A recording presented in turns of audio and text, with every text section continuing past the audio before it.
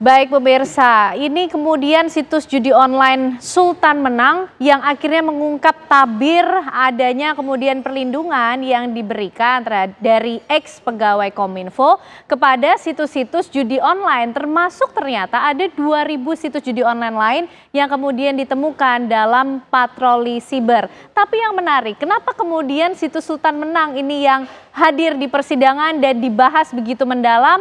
Apa sebetulnya yang terjadi, siapa kemudian tokoh-tokoh di baliknya, dan bagaimana kemudian penjelasan sehingga muncul 4 klaster termasuk tindak pidana pencucian uang. Malam hari ini kita akan membahasnya bersama dengan sejumlah narasumber yang sudah bergabung di Apa Kabar Indonesia malam hari ini. Ada Kabareskrim Polri tahun 2008 hingga 2009, Pak Susno Duaji. Selamat malam Pak Susno. Selamat malam Mbak Kin, selamat malam pemirsa. Terima kasih sudah hadir di Apa Kabar Indonesia malam. Dan mantan Ketua PPATK ada Pak Yunus Hussein. Selamat malam Pak Yunus, terima kasih sudah bergabung kembali untuk membahas judi online lagi Pak Yunus. Dan juga bergabung melalui sambungan Zoom ada dari Komisi Kejaksaan Pak Pujiono Suwandi. Selamat malam Prof Pujiono. Selamat malam Mbak Gen, Prof Yunus, dan juga Pak Susno. Selamat malam. Pak Pujiono, selamat malam. Pak Susno, ini mungkin yang menarik karena polisi dihadirkan sebagai saksi fakta di situ ya. Dan dia mengungkapkan yang pertama ini situs Sultan Menang. Baru kemudian 2.000 situs online lainnya yang kemudian mengikuti. Kenapa sih Pak Susno yang diungkapkan begitu tebal di situ Sultan Menang? Jadi polisi dalam mengungkap ya suatu peristiwa, penyelidik dan penyidik itu kan ada banyak ini situs. Tentunya dipilih ya skala prioritas gitu. Dia akan milih mana ini yang ikan besarnya. Ternyata diambil Sultan Menang. Ikan besar ini maksudnya apa Pak Susno? Kalau diambil satu ini dampaknya side effect-nya besar. Akan membuat takut yang lain dan akan bisa mengungkap bahwa yang ini omsetnya besar. Yang ini dalangnya ada, yang ini mungkin juga ada yang melindungi kita. Nah sehingga daripada mengungkap yang cemen-cemen, lah ini kan yang besar, yang gede. Nah tapi persoalannya kalau kita ikuti sidang saat ini belum terungkap tuntas. Ada nama-nama yang disebut tidak dihadirkan di sidang. Nah ini yang menarik Pak Susno. Dan ini publik berharap kepada siapa? Kepada hakim yang menyidangkan perkara ini. Nah, hakim kan bisa saja memerintahkan di situ. Ini beliau ini pakar hukum, ini atasan saya ini.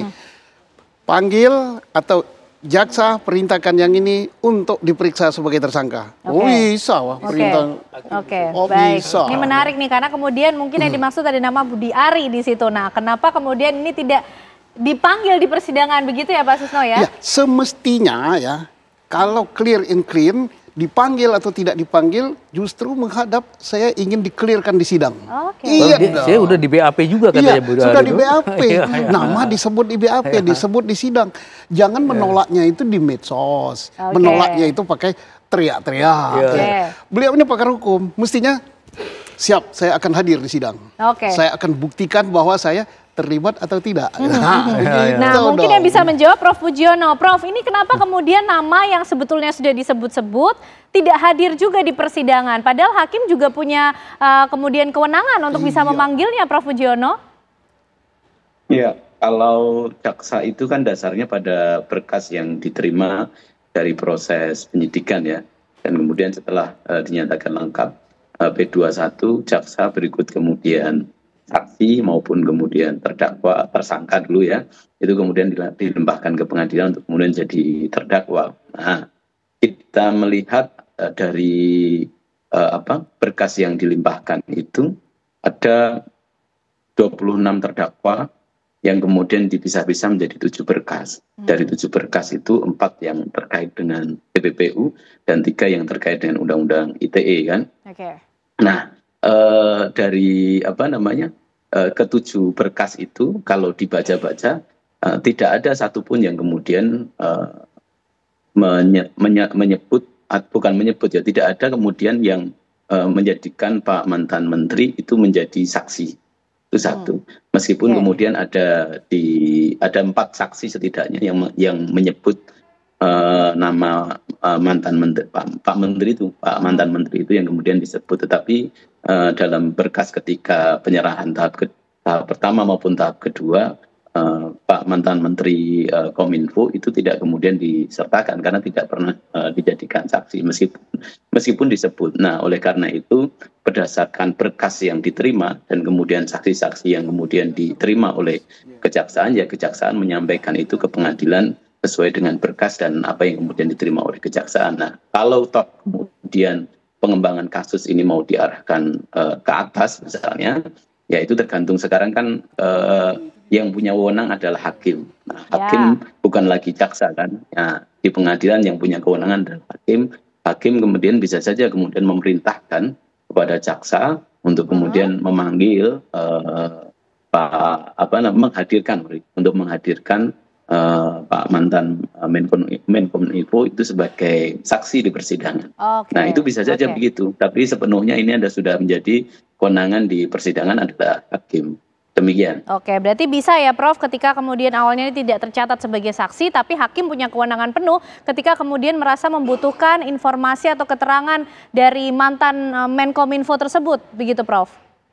Ya, sepenuhnya ini hakim. Tapi kalau kemudian kewenangan di jaksa kan sudah selesai, semua saksi dihadirkan, terdakwa kemudian dibawa, itu sudah selesai di pengadilan. Itu sudah, tetapi kemudian mau pengembangan kasus ini, kewenangan di pengadilan ini sudah menjadi palunya hakim. Oke, baik Prof. Nah Pak Yunus, ini kembali lagi mungkin ke situs Sultan Menang. Kalau Pak Susno tadi mengatakan ini ikan besarnya, menentukan atau indikator ini ikan besarnya itu karena kemudian transaksi dengan jumlah yang paling besarkah? Atau seperti apa sih Pak Yunus? Ini yang disebut Pak Susno itu sama dengan risk management namanya. Jadi prioritas fokus yang besar-besar ya, baru yang kecil-kecil belakangan. Ya bisa juga dilihat dari volume transaksi yang dia lakukan ya. Kemudian banyaknya, mereka kalau dulu katanya bayar pakai bank, pakai remittance, sekarang bayar pakai QRIS, perkembangan baru. Dia buka ribuan QRIS, buka toko pakai QRIS untuk setoran judi itu. Mungkin yang Sultan ini banyak punya ini, karena dia punya jalur untuk pembayaran deposit tadi. Itu menjadi prioritas ya. Kita nggak tahu polisi pertimbangan yang mana. Mungkin dia pasti lihat ini. Karena saya baru dengar dari PPATK banyak pakai QRIS setoran sekarang. Bukan lewat bank atau remittance. Udah berubah terus. Dikejar sini, lari kemari gitu. Dan ada oknum mantan Kominfo yang mempengaruhi ke dalam supaya ini tidak ditutup, segala itu memang benar ada. Karena itulah judi online tidak pernah habis. Betul. Karena kemudian ada 4 klaster yang diungkap juga ya Pak Yunus ya, termasuk kemudian siapa kontributornya, siapa agennya, siapa yang kemudian menjadi perantara antara pihak-pihak Kominfo ini dengan para pemilik situs judi online itu Pak Yunus. Bisa di-tracking sebetulnya, semudah itu? Ya sudah diketahui sebenarnya ada orang di luar Kominfo yang mempunyai pengaruh ke dalam, mengakibatkan situs-situs mereka nggak ditutup, tetap jualan gitu. Karena itulah dia bertumbuh terus, banyak terus, nggak pernah habis jadi judi online. Tidak pernah habis. Nah kalau kemudian sepanjang pengetahuan Pak Yunus juga mungkin dari pengalaman dan mungkin data yang dimiliki oleh Pak Yunus, ini mengenai jumlah transaksi judi online, lagi-lagi kita harus mungkin mengulang ini juga kepada masyarakat Pak Yunus. Ini peredarannya sampai berapa besar? Dan apakah dari Sultan Menang ini sendiri sebetulnya PPATK juga punya jumlahnya, berapa besarannya begitu? Ada, dulu kan pernah ditampilkan di sini. Triliunan itu, jumlah yang sangat signifikan. By name terhadap situs judi online-nya apakah juga bisa didapatkan Pak Yunus? Ya, kalau terkait dengan masing-masing bisa juga kalau mau dirinci begitu. Tapi totally kan sampai 10 miliaran udah besar sekali. Yang anehnya, ironisnya pemain judi itu orang kecil, mana ke bawah. Bandarnya yang besar. Bandarnya yang besar, yang kaya bandar ya, pemain nggak pernah menang, yang menang bandar terus kalau judi itu. Gak bakal kaya sih penjudi gitu. Bandar yang kaya. Baik, Pak Susno, ini Sultan Menang kemudian yang seakan-akan membuka tabir ya terhadap perlindungan pada situs judi online, sedangkan masih ada 2.000 situs judi online lainnya. Nah nanti polisi ini bagaimana juga akan bekerja untuk mengungkap ribuan yang lainnya ini Pak Susno? Ini yang memprihatinkan kita. Pemainnya kata Pak Yunus tadi dari anak-anak ya, sampai orang-orang miskin dan sebagainya. Dan sekarang kalau tidak punya duit bisa dengan pinjol. Pinjol pinjol itu sulit dibayar, dia mainkan di judi online, ya tambah anjlok. Nah banyak orang stres, banyak yang tambah miskin. Berapa omsetnya? Triliun. Nah kita prihatin lagi kenapa? Ini perintah presiden, sejak presiden terdulu berantas judi online. Dibentuk Satgas. Dan PPATK udah kerja serius. by name namanya ada. Anggota DPR sekian, pegawai negeri sekian, rakyat sekian, ada.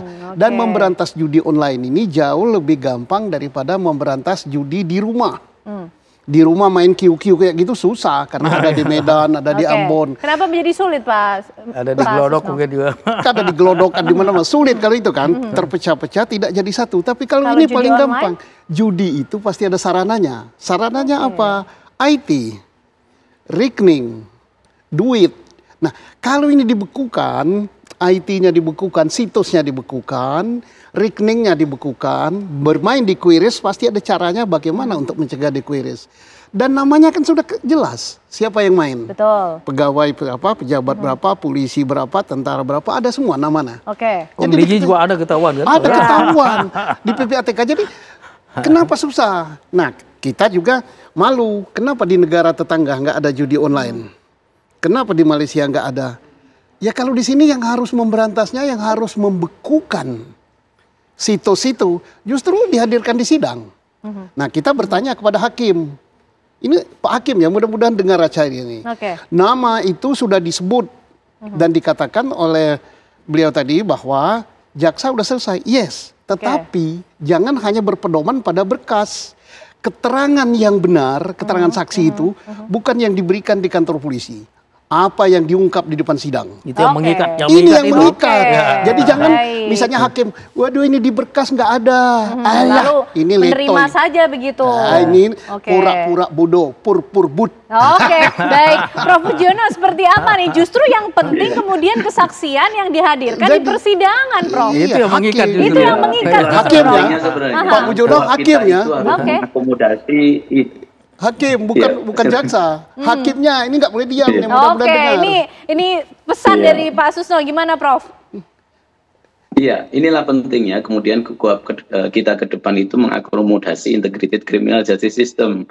Yang sekarang ini diferensi fungsionalnya itu kamarnya terpisah-pisah. Baik. Nah, kalau kemudiannya kamarnya bisa bareng-bareng itu, jadi jaksa bisa kemudian terlibat sejak awal. KPI-nya teman-teman penyidik dan teman-teman penuntut umum itu sama.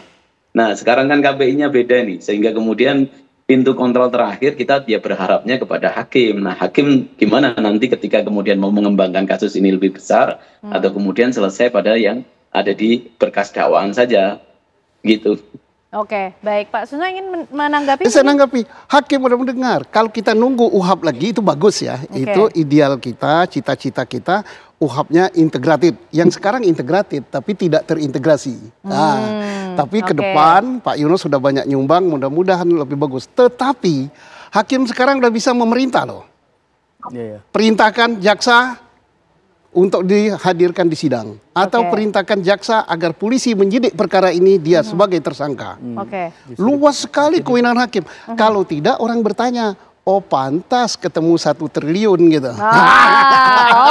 Baik. Nampaknya Komjak juga perlu concern mengenai ini ya Prof. Karena kemudian ini kontrolnya hakim pada akhirnya yang punya kewenangan penuh untuk menghadirkan siapa-siapa saja kemudian yang sempat disebut di persidangan, begitu kan? Nah, kemudian kita juga akan bicara mengenai pemblokiran situs judi online sendiri. Masing-masing punya peran lah ya. PPATK bisa melakukan tracking kemudian by name siapa-siapa saja, uang ini mengalir kemana. Kepolisian juga bisa melakukan patroli siber untuk menemukan situs-situs judi online tersebut. Nah, tapi kemudian bocor nih di Kominfo. Nah, bagaimana kemudian mengintegrasikan, mensinergikan masing-masing perannya? Usai jeda pemirsa, kami akan hadirkan perbincangannya untuk Anda.